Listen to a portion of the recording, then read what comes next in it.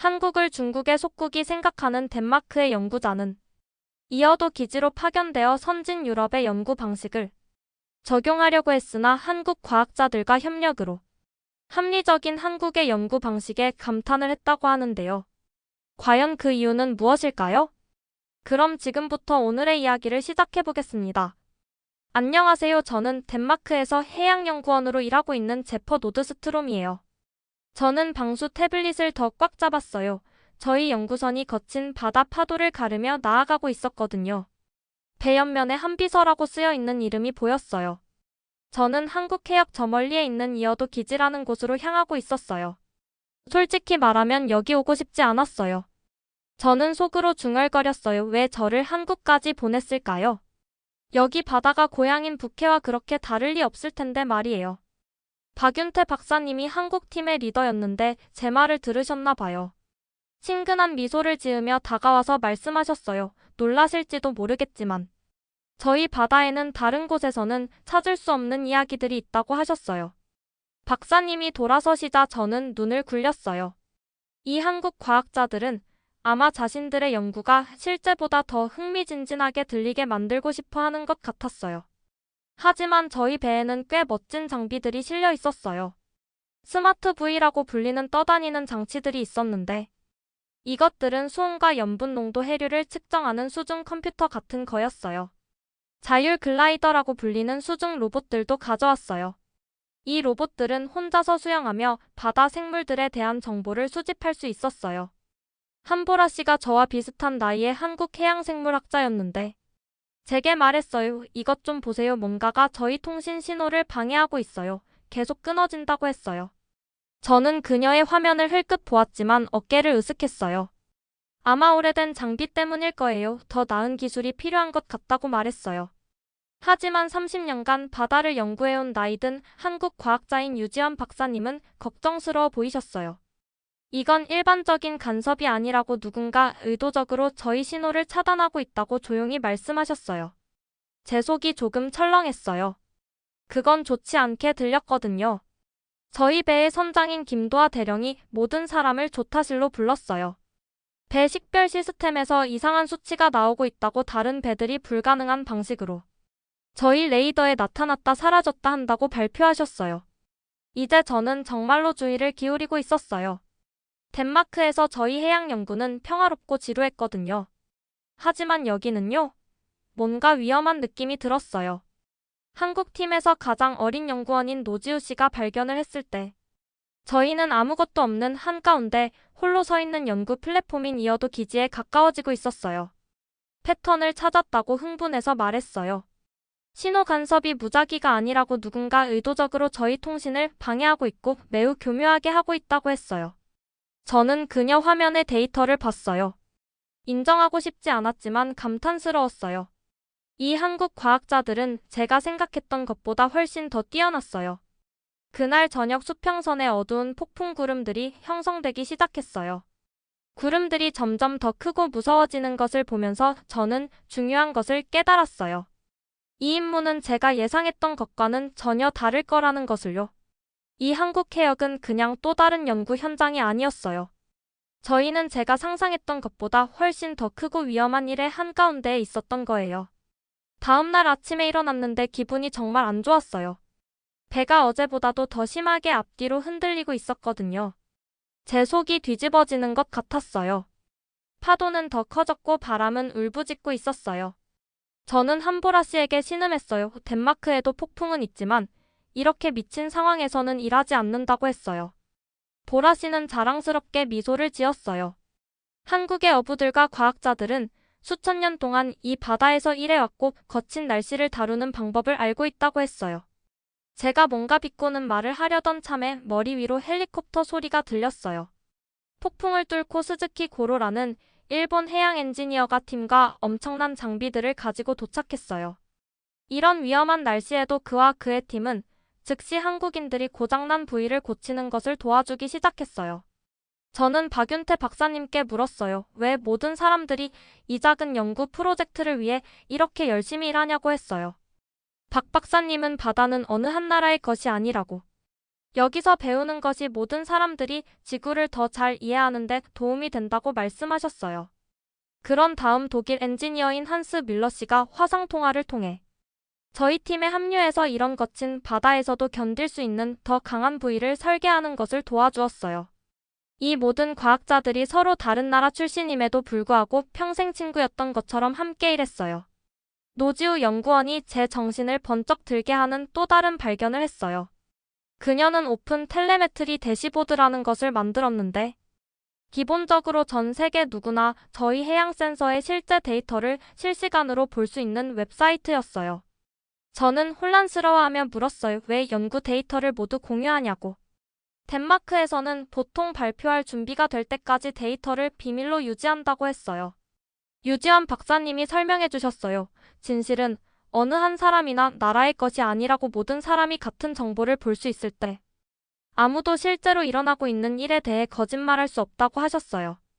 저는 태블릿으로 대시보드를 보기 시작했어요. 한국 팀은 단순한 연구만 하는 게 아니었어요. 전 세계 과학자들이 함께 일할 수 있는 완전히 새로운 방법을 만들고 있었던 거예요. 하지만 하루가 지나면서 신호 간섭이 훨씬 더 심해졌어요. 이상한 배들이 계속 저희 레이더에 나타나서 가까이 다가오다가 다시 사라졌어요. 누군가 저희를 지켜보고 따라오는 것 같은 느낌이었어요. 김도하 선장이 진지하게 말했어요. 누군가 정말로 저희가 여기서 연구하는 것을 원하지 않는다고. 군사급 기술을 사용해서 저희 통신을 방해하고 있다고 했어요. 그날 저녁 저는 한국 팀에게 불평하는 대신 실제로 그들이 센서를 조정하는 것을 돕고 있는 제 자신을 발견했어요. 처음으로 중요한 것을 이해하기 시작했어요. 한국은 단지 인상적으로 보이려고 하는 게 아니었어요. 전 세계 어디에서나 해양 과학이 작동하는 방식을 바꿀 수 있는 일을 실제로 하고 있었던 거예요. 셋째 날 악몽 같은 상황에 눈을 떴어요. 폭풍이 밤사이 훨씬 더 심해져 있었거든요. 3층 건물만큼 높은 파도가 저희 배를 덮치고 있었어요. 몇 초마다 배 전체가 미친 각도로 기울어졌어요. 방 안에서 미끄러지지 않으려면 침대를 꽉 잡고 있어야 했어요. 비틀거리며 갑판으로 올라가니 모든 사람이 이리저리 뛰어다니며 느슨한 장비들을 고정하려고 애쓰고 있었어요. 바람이 너무 시끄러워서 사람들이 소리치는 것도 거의 들리지 않았어요. 비와 바닷물이 사방으로 날아다니며 제 얼굴을 작은 바늘처럼 찔렀어요. 또 다른 한국 해양생물학자인 장서희 박사님이 배 가장자리 근처에서 일하고 있었어요. 바람에 위험하게 휘둘리는 두꺼운 케이블을 고정하려고 하고 계셨어요. 그분이 안전 난간을 잡고 조심스럽게 한 걸음씩 움직이는 것을 지켜봤어요. 그런데 너무 빨리 일어나서 거의 믿을 수 없을 정도였어요. 제가 본 것 중 가장 큰 거대한 파도가 저희 배 옆으로 초록색 산처럼 솟아올랐어요. 잠깐 동안 모든 것이 멈춘 것 같았어요. 그러고 나서 그 파도가 트럭이 벽을 들이받는 힘으로 내려쳤어요. 물이 사방으로 폭발했어요. 물이 거치자장 박사님이 사라져 있었어요. 김도하 선장의 목소리가 칼처럼 폭풍을 가르며 사람이 바다에 빠졌다고 외쳤어요. 제 심장이 멈췄어요. 난간으로 뛰어가서 요동치는 바다를 내려다봤어요. 파도가 너무 크고 거세서 거의 아무것도 볼 수 없었어요. 그런데 그분을 발견했어요. 회색 바다 속의 작은 모습이 이미 조류에 떠밀려가고 있었어요. 이제 끝이구나 생각했어요. 그런 물에서는 아무도 살아남을 수 없을 거라고요. 하지만 제가 틀렸어요. 한국 해군 구조 전문가인 최성민 중사가 이미 잠수복을 입고 갑판에 나타났어요. 누군가 그에게 구조용 밧줄을 건네주었고 그는 주저없이 허리에 묶었어요. 저는 소리치고 싶었어요. 미쳤냐고, 그 물에서는 죽을 거라고 말이에요. 하지만 제가 뭔가 말하기 전에 최 중사는 배에서 뛰어내렸어요. 그가 물에 떨어져서 즉시장 박사님을 향해 헤엄치기 시작하는 것을 완전히 놀라며 지켜봤어요. 파도가 그를 장난감처럼 이리저리 던지고 있었지만 어떻게든 올바른 방향으로 계속 움직였어요. 바다가 어디로 그를 밀어낼지 정확히 아는 것 같았어요. 저는 심장이 목까지 뛰는 것을 느끼며 한보라 씨에게 물었어요. 어떻게 어디로 갈지 아느냐고 했어요. 그녀가 바람을 뚫고 소리치며 설명했어요. 한국 구조 수영 선수들은 정확히 이런 조건에서 훈련한다고. 세계 그 누구보다 저희 바다를 잘 안다고 했어요. 저는 저를 몇 초 만에 짓뭉갤 파도와 싸우는 최 중사를 지켜봤어요. 그가 영원할 것 같은 시간 동안 물속으로 사라졌다가 장 박사님에게 더 가까운 곳에서 다시 나타났어요. 그는 해류를 읽고 있었고 파도에 맞춰 움직임의 타이밍을 맞추고 있었어요. 바다 자체와 춤을 추는 사람을 보는 것 같았어요. 20분이 지났어요. 제 인생에서 가장 긴 20분이었어요. 이제 모든 승무원이 갑판에 있었고 모두가 구조용 밧줄을 잡고 두 사람을 안전하게 끌어올릴 준비를 하고 있었어요. 저는 믿지도 않는 신들에게 기도하고 있는 제 자신을 발견했어요. 그런데 그들이 보였어요. 최 중사가 장 박사님께 도달했고 한 팔로 그분을 안고 저희 쪽으로 헤엄쳐 오고 있었어요.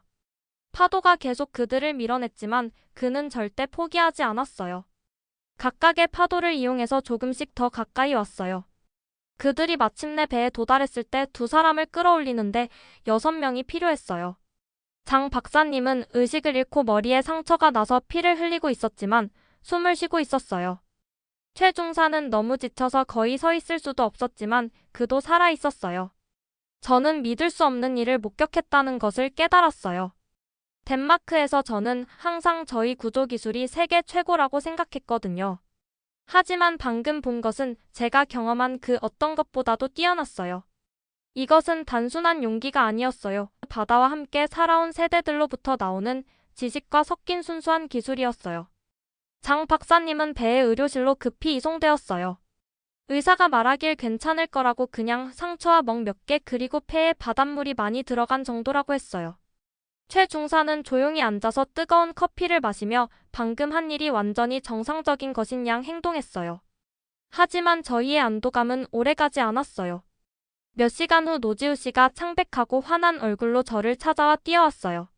제퍼씨 이것 봐야 한다고 하며 휴대폰을 제 얼굴 앞에 들이밀었어요.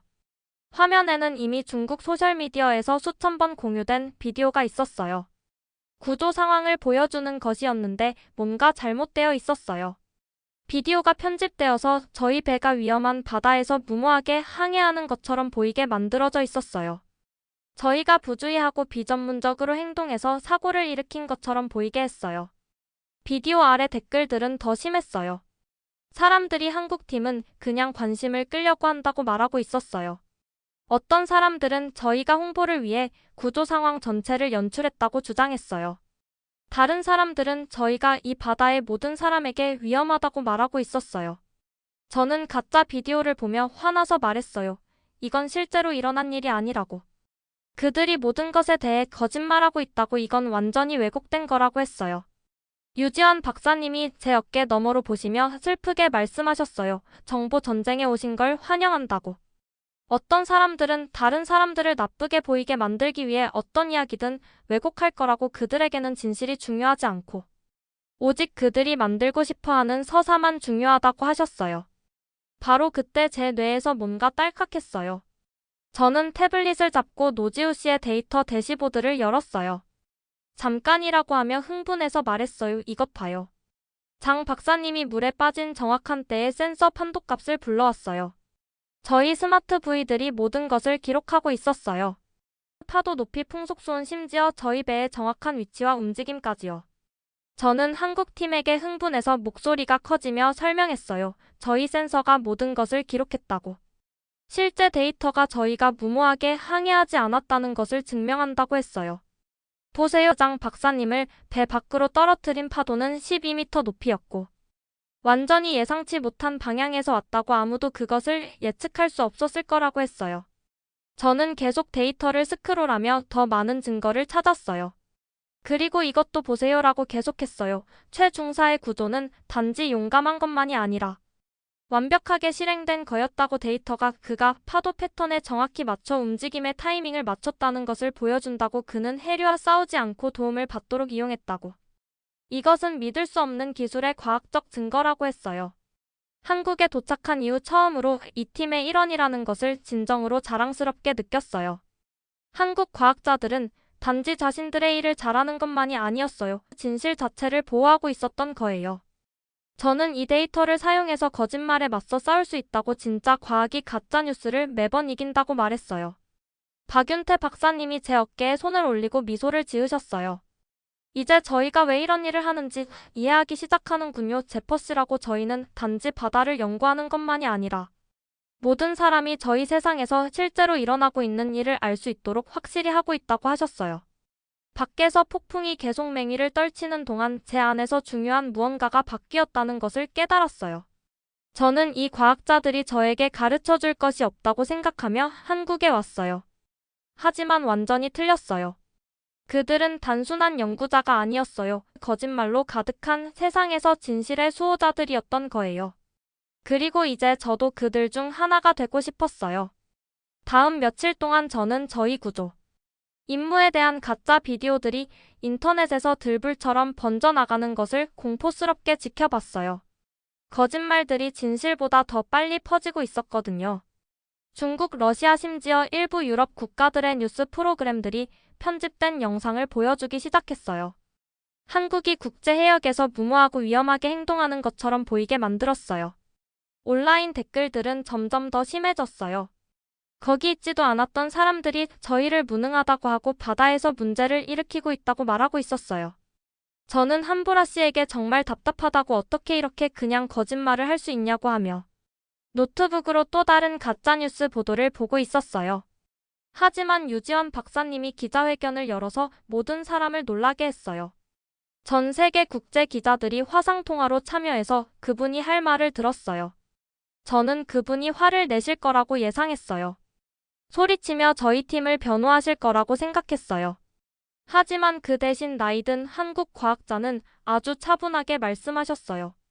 카메라를 직접 보시며 거짓말에 분노로 맞서지 않겠다고, 대신 전 세계 모든 사람들이 구조 과정에서 저희 센서가 수집한 진짜이고 바꿀 수 없는 데이터 기록을 보도록 초대한다고 말씀하셨어요. 그분의 접근법에 놀랐어요. 덴마크에서 과학자들이 비판에 직면하면 보통 다른 과학자들만 읽는 학술 저널의 결과를 발표하기만 하거든요. 하지만 유 박사님은 모든 곳의 일반 사람들에게 직접 말씀하고 계셨어요. 계속해서 말씀하시기를 과학은 모든 인류의 것이라고, 논쟁이 아니라 누구나 검토할 수 있는 사실로 진실을 증명하겠다고 하셨어요. 바로 그때 제게 아이디어가 떠올랐어요. 저는 한국팀에게 제안했어요. 저희 데이터가 완전히 진짜라는 것을 증명할 수 있다면 어떨까요? 아무도 절대 가짜로 만들 수 없는 방식으로 증명하는 거라고 했어요. 다음 이틀 동안 한국팀과 저는 함께 무결성 앵커라고 부르는 것을 만들었어요. 저희 데이터가 어떤 식으로든 변경되거나 조작되지 않았다는 것을 증명하는 특별한 디지털 지문이었어요. 이 지문들은 가짜 버전을 만드는 것이 불가능하게 하는 고급 수학을 사용했어요. 저는 다음 기자회견에서 기자들에게 설명했어요. 이것은 데이터를 위한 출생증명서 같은 거라고. 이 디지털 지문들이 전 세계 수십 개 국가의 대학교와 연구기관에 저장되어 있다고, 만약 누군가 저희 데이터에서 숫자 하나라도 바꾸려고 한다면 지문들이 즉시 조작되었다는 것을 증명할 거라고 했어요. 박윤태 박사님은 한국 정부와 협력해서 저희의 전체 데이터 대시보드를 영어, 중국어, 일본어 그리고 5개의 다른 언어로 번역했어요.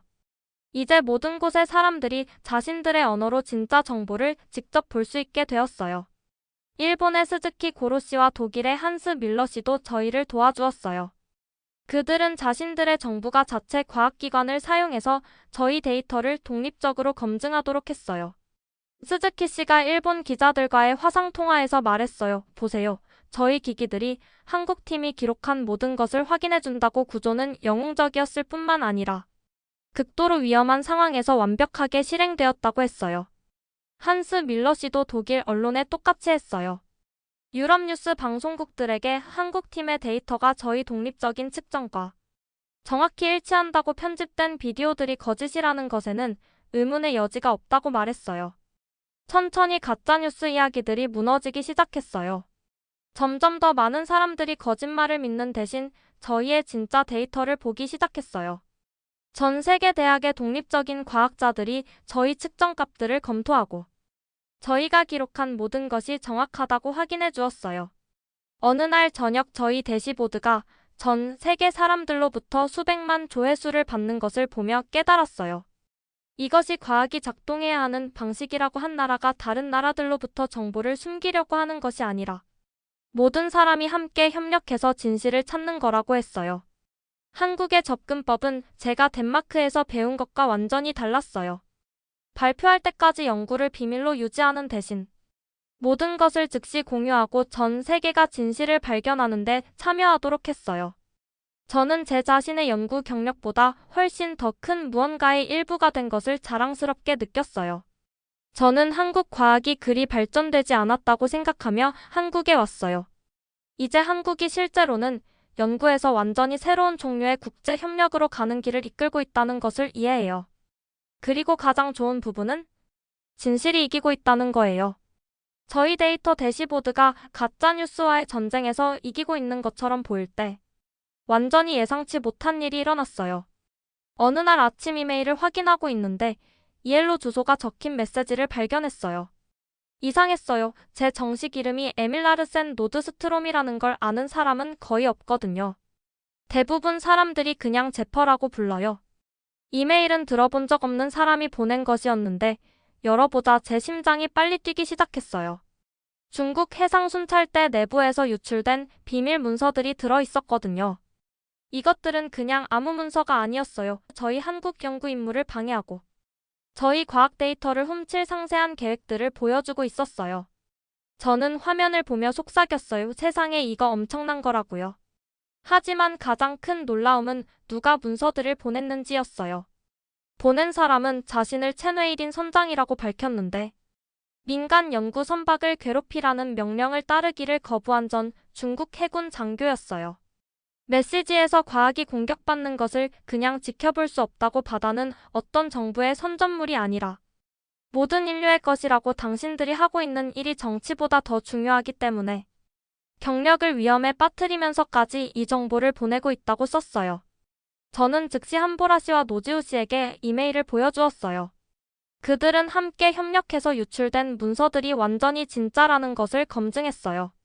메타데이터라고 불리는 것을 확인했어요. 파일이 언제 어디서 만들어졌는지에 대한 숨겨진 정보 말이에요. 그리고 모든 것이 진짜라는 것을 확인했어요. 보라 씨가 눈을 크게 뜨고 놀라며 말했어요. 이것은 누군가 정말로 저희 연구를 방해하려고 했다는 것을 증명한다고 하지만 또한 저희가 하고 있는 일을 지지하는 좋은 사람들이 어디에나 있다는 것도 증명한다고 했어요. 며칠 후 더욱 놀라운 일이 일어났어요. 존경받는 중국 해양 과학자인 왕웨이 박사가 저희 임무를 지지하는 공개 서한을 온라인에 발표했어요. 과학은 훔치거나 숨길 것이 아니라고 모든 사람의 이익을 위해 공유되어야 한다고 한국 팀의 공개 데이터 접근법이 세상이 필요로 하는 정확히 그것이라고 썼어요. 제가 보고 있는 것을 믿을 수 없었어요. 저는 박윤태 박사님께 말했어요. 다른 나라 사람들이 저희가 여기서 하고 있는 일을 지지하기 위해 자신들의 경력을 위험에 빠뜨리고 있다고 했어요. 박 박사님이 현명한 미소를 지으며 대답하셨어요. 그건 저희가 하고 있는 일이 정말로는 한국에 관한 것이 아니기 때문이라고 진실과 협력이 거짓말과 분열보다 강하다는 것을 증명하는 것에 관한 거라고 하셨어요. 상황은 계속 나아졌어요. 유엔에서 저희 임무 동안 일어난 모든 일을 검증하기 위해 특별조사팀을 보냈어요. 12개의 다른 나라 과학자들이 저희 데이터를 검토하고 완전히 정확하다는 것을 확인하러 왔어요. 일본의 스즈키 고로 씨와 독일의 한스 밀러 씨가 저희 한국팀과 협력해서 더욱 나은 센서 네트워크를 구축했어요. 누가 시도하더라도 파괴하거나 해킹하는 것이 불가능한 백업 시스템을 만들었어요. 그들은 또한 장 박사님께 일어난 것처럼 사람의 생명을 위험에 빠뜨리지 않고 안전하게 데이터를 수집할 수 있는 새로운 무인 보트들도 개발했어요. 위기가 마침내 끝나갈 때쯤 한국 정부가 제가 절대 상상할 수 없었던 것을 제안했어요. 이어도 공유 해양 관측소 구역이었어요. 모든 나라의 과학자들이 함께 협력해서 바다를 연구하고 모든 데이터를 공개적이고 정직하게 공유할 수 있는 특별한 구역이었어요. 저는 한비서의 갑판에 서서 이어도 기지 주변에 이제 잔잔해진 바다를 바라봤어요. 처음 한국에 도착했을 때 이것은 그냥 작고 중요하지 않은 연구 프로젝트라고 생각했어요. 이제 저는 국가들이 과학 연구에서 협력하는 방식을 영원히 바꿀 수 있는 무언가의 일부였다는 것을 깨달았어요. 저는 한보라 씨에게 석양이 바다를 주황색과 금색으로 칠하는 것을 보며 인정했어요. 저는 한국에 대해 완전히 틀렸다고 한국 과학자들이 저희만큼 좋은 것만이 아니라 어떤 면에서는 전 세계를 이끌고 있다고 했어요. 보라 씨가 제 마음을 따뜻하게 해주는 미소를 지으며 대답했어요. 저희는 아무것도 이끌고 있지 않다고 그냥 사람들이 정직하게 함께 일할 때 놀라운 일들이 일어날 수 있다는 것을 보여주고 있을 뿐이라고 했어요. 이야기는 거기서 끝나지 않아요. 몇 달 후 저는 국제협력에 대한 완전히 새로운 이해를 가지고 덴마크로 돌아갔어요.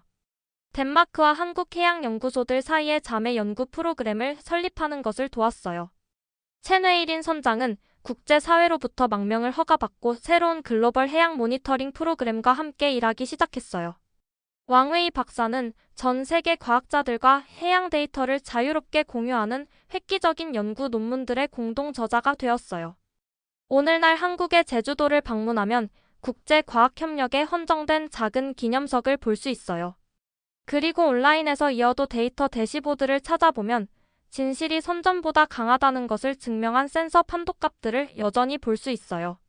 저는 좋은 과학자가 되는 것이 단지 똑똑하거나 최고의 장비를 가지는 것만이 아니라는 것을 배웠어요. 권력을 가진 사람들이 진실을 숨기려고 할 때도 진실을 추구할 용기를 갖는 것이에요. 그리고 때로는 그 진실을 찾는 가장 좋은 방법은 같은 가치를 공유하는 다른 나라 사람들과 함께 일하는 거예요. 한국 과학자들은 제가 절대 잊지 못할 것을 가르쳐 주었어요. 바다는 모든 나라를 연결하고 그것을 연구하는 사람들도 그래야 한다는 것을요.